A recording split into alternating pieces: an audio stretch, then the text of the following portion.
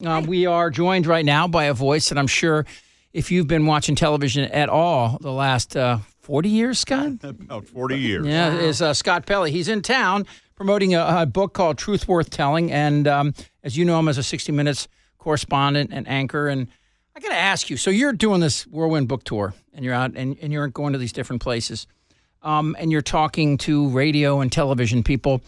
How hard is it as a journalist to not bring up the state of journalism under Donald Trump today? Oh, it comes up everywhere I go. Everywhere I go. And, we were very frank, Chip, as you know, on the CBS Evening News in the first year of the Trump administration about where the president was telling the truth, where he wasn't telling the truth, how we knew the difference, what the facts were. And shortly after that, he called CBS News the enemy of the American people. And so I had occasion to go to the White House a few weeks after that with some other anchors. He was having a luncheon for us. And I said, Mr. President, criticize the media. Absolutely. Take your best shot.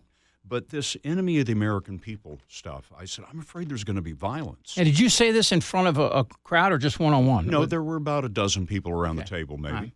And I literally said, Mr. President, I'm afraid some poor deranged individual is going to walk into a radio station, a TV station, a newspaper, and shoot the receptionist because she's the enemy of the American people. Is this before the Capitol Gazette shooting? Yes.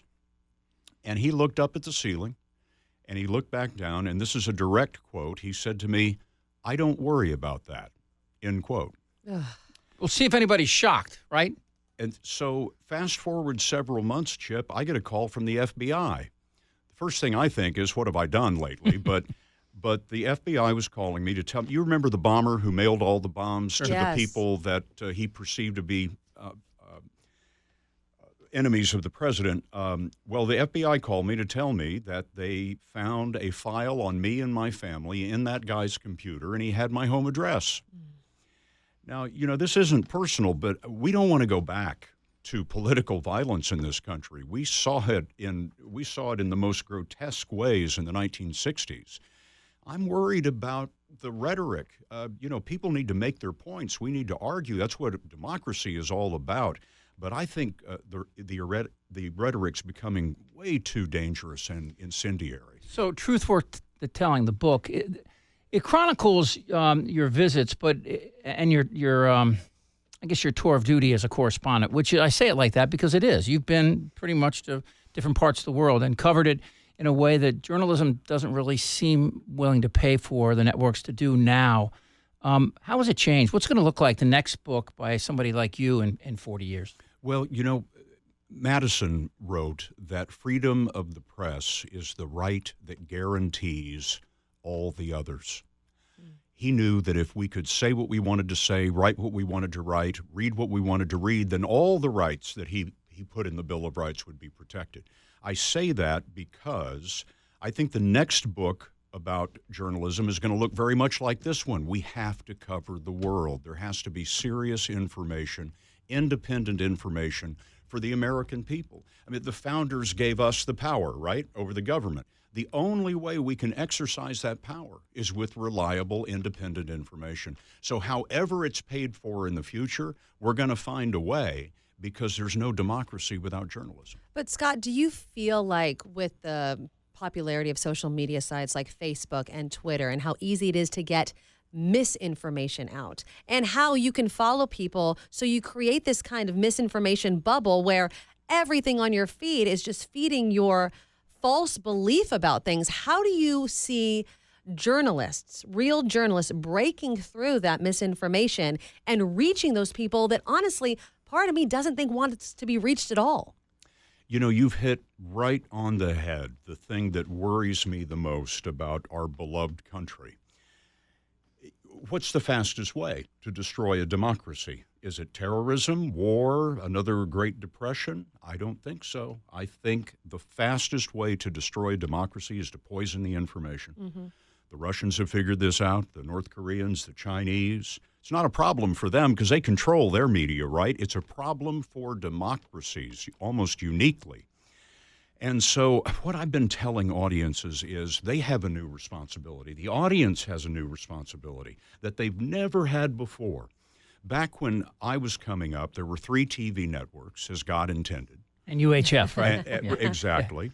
And so you knew that those were serious journalists. You may agree or disagree, but they were serious journalists trying to get it right. Now on the internet, you don't know that anymore in terms of a lot of these sites that you've never heard of. So I tell the viewers and the readers, they have a new responsibility to, if they see something on the internet and they wonder, is that right? Or they're outraged by some terrible thing that they see on the internet, they need to figure out, well, what is KGO reporting about this? Mm-hmm. What is CBS News reporting about this? What is the Chicago Tribune reporting about this? Pick any one. I don't care, but pick a reliable, sensible news organization. Nikki, right next to you, is a great journalist. We have 2 really good people that I think are the foundation for what we do. I've been on the air with them during school shootings and seen how cautious they are to not report the news the way that the numbers go up and down, the deaths, to stick to what we have, to stick to one source. Because people, when they hear these different numbers, they may not recognize it right away, but it does sow the seeds of doubt of the information source. And, and it's not just Trump. I remember Ari Fleischer telling us we should be careful what we talk about in the days after 9/11. Sure. And you can go all the way back. When we talk about partisan politics, it's nothing new. Ask Hamilton how it felt to have Burr shoot him, right? Right. That's right. So part of me, even though it all seems new and particularly harsh under the lights of social media, I don't know. I think human beings are pretty much the same. And I think your point is great.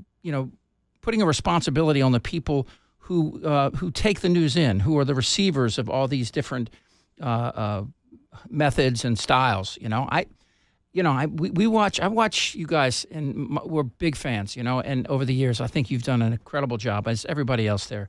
And it's funny too, because you've gone through. I'm talking about 60 Minutes. You've gone through this thing where you were just like, for old people, right? This was the thing for old people, right? No, it was true. Yeah. And then it kind of emerged from that. And it wasn't just by getting, people like Anderson and others involved. I think it was just that people realized, these guys have a history, a track record of getting it right. And that drew people back. I don't know if they ever actually left, but at least the perception was. I think it's on us. I think you're right. Well, here's the thing. KGO and other reputable news organizations, we have reputational risk. We have skin in the game. If we get something wrong, it could be ruinous to us. Now, that may not be true for some website somewhere that really doesn't care. So at least the viewer and the listener knows that if they go to what I call brand name news organizations, they know that we're working really hard to try to get it right because we have a lot to lose. But do you think that the public, because of all these other sites, and I will criticize Fox News because of their obvious slant, do you think that they even care when there are retractions or when a reporter makes one slight misstep, owns up to it? It just seems like, well, see, they're biased. See, there's a slant. See, and I'm not trying to be pessimistic here, but I feel like people just want mainstream media, quote unquote, to be wrong so that they can be right about Trump or fill in the blank issue. And one of the things that worries me, Nikki, is that I kind of feel the American people pulling themselves apart, looking for confirming information. Exactly. Right. That you can find on the internet, on the left or on the right. You can find news sources that tell you that everything you already think is correct. Yeah. And that's a great warm feeling. I can live all day on that. But that's not democracy. That's not how this works. We've all got to get together and hash it out and argue it out and move the country, not left, not right, but forward. And I'm very concerned that people are like escaping into digital citadels. Right. And they're not going to listen to the other side anymore, and you can't have democracy that way. So how do we change that, in your opinion? I mean, how are we going to do that? Is it going to require Trump just being out of office? Because I feel like he has opened Pandora's box with what's allowed, the type of rhetoric that was before. But McConnell and Graham are the ones facilitating this. Well, exactly, he can be stopped dead in his tracks. But I think that because of his position as the president of the United States, he has changed, fundamentally possibly changed that office of what the American people are willing to put up with. That may be true. I'd like to think that it's not because, this is why we have elections. And this is why the founders gave us term limits for the president. True. And I would like to think the American people are going to be looking for candidates in the future that have great character. The pendulum swings, right? Mm-hmm. The pendulum swings. It goes from extreme to extreme, election to election. I think maybe our next president may be a person of great character and honesty. I hope so. Funny you say that. But we'll see. That it was actually Washington that gave us the first idea of term limits because he decided that again Adams wanted to call him his excellency, right? And he said no, it's president. This is what we are. We're not Europe, and that kind of wisdom or that kind of just common sense, that we've taken for granted for so long. That's the thing. That's the missing ingredient to all this. Let me ask you a question. Would you go on Fox to promote this book? Yes, sure. Oh, I'll talk to anybody. Absolutely. Yeah. And, I hope they'd be hard on me. I do because, the theory in what we do at 60 Minutes is the harder the question, the better the answer. Mm-hmm. If you really push people to make their case, then they'll do that. And so that's what we try to do at 60 Minutes, and I don't mind being on the receiving end of that. Boy, God, I'd like to talk to you forever about this book, too. I've dog-eared a bunch of stuff in here because there's things I didn't know, and that's rare. Michael Lewis, I do it with all his books, and it's interesting. I'm a big fan. Right? Fifth Risk scared me more than any book I've read in a long time. Great book. Yeah, and, your travels, and when you go into another country, and I don't know when was the last time you left the United States, the perception of who we are and what we stand for. I know there's still people. I have friends that come back from Iran. Everybody wants to come to the U.S., right? But I'm wondering, like in Europe and some of these other where populism is surging, is Trump changing the perception of the United States? The United States is still the most admired country in the world everywhere I go. Even in countries that aren't necessarily our friends, I find the regular folks on the street are just mesmerized by the idea of America. A lot of people I come in contact with overseas kind of roll their eyes about Donald Trump. They don't see it as permanent, right? Mm. And Walt Whitman had a great quote. Walt Whitman, well, yes, didn't he? Walt Whitman had a lot of great quotes, but one of the ones I like the most is Walt Whitman wrote this about poets. He said, "He who sees the furthest has the most faith." And so that's where my faith comes from, is that I see America 10 years from now, 20 years from now, and a lot of reason for optimism. Well, and it's good, I think, but China looks 100 years from now, 200 years from now. Yes, so that's true. Yeah, we're competing with a world economy now that is calling on all our resources. I think it's fascinating. So what are you going to do next? What are you up to now? You're not doing 60 Minutes anymore, right? No, I am doing 60 Minutes still, yeah. In fact, good. As soon as I'm done with this book tour, we're going to start shooting season 52. Wow. 60 Minutes started in 1968. I've been there 20 years. And so we're going to start season 52. We have a new executive producer, a guy I have literally been in combat with in Iraq, a guy named Bill Owens, a terrific newsman of great values. And we're moving right on into moving into the next season. I have such tremendous respect for your era of journalists that actually go out and embed, because it's extremely dangerous. And I know you could tell us, and then it's in the book, Close Encounters, and just how it changes your perception of that experience. I can watch movies all day long, but being there and hearing bullets and mortars and IEDs, right? Chip, I think that when America goes to war, all of America has to go. And the way that all of America goes is with independent, reliable reporting of the combat correspondent on the ground. It's the only way. We're not going to get the straight story from the Pentagon. They have their story they want to tell. So you need to have independent reporting on the ground, and a lot of what we have in the book are stories from Iraq and Afghanistan about how that kind of reporting really informs the American people about what is being done with their sons and their daughters and their treasure. I know you got to go. I got one last question for you about John McCain, and you heard of what happened. Again, with the ship. With the ship. Yeah. And McCain himself is just such an interesting character, and a part of my history, and from Vietnam into watching his growth as a politician and as a presidential candidate, the mistakes and everything. In fact, I heard him say once, he said, I don't think it's his quote, but he said, my next mistake is my next lesson.